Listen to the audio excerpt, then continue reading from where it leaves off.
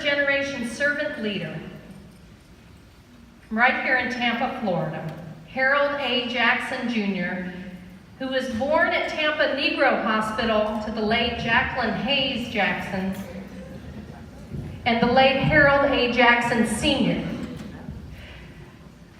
Harold Jackson Jr. learned about service at a young age as his father served in the U.S. Army during World War II and returned to Tampa to become one of our hometown's pioneering African-American civil rights attorneys who led local desegregation efforts.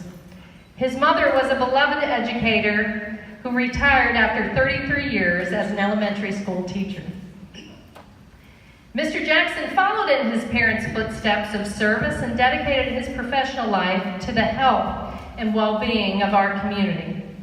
In 1978, Mr. Jackson started a 30-year-plus career with the Hillsborough County Parks, Recreation, and Conservation Department. He rose through the ranks to become a recreation area supervisor during a time of tremendous growth here in Hillsborough County. He planned, organized, and directed the overall operations of community-based recreation programs, which are critical in promoting healthy, prosperous, and connected communities, as well as building social equity and support for working families. During his tenure with Hillsborough County, he continued to build on his legacy of community service, because for 27 years, he served on the board of directors for Tampa Family Health Centers, federally qualified health center. He was elected chair and vice chair of the board of directors on several occasions, and during this time, Tampa Family grew from 1 clinic to 14 and greatly expanded access to comprehensive health care services for hundreds of thousands of our neighbors, especially for those who do not have insurance or they don't have enough insurance. After retiring from Hillsborough County, Mr. Jackson began a leadership role for Tampa Family Health Centers as the community relations liaison. He truly extends himself to help meet the needs of medically underserved, whoever and wherever they are. His efforts while serving on my 14th Congressional District Puerto Rico Recovery and Assistance Task Force after Hurricane Maria was nothing short of extraordinary. So meaningful at a time when the displaced Puerto Rican families face significant challenges reestablishing their lives following that devastating hurricane in 2017.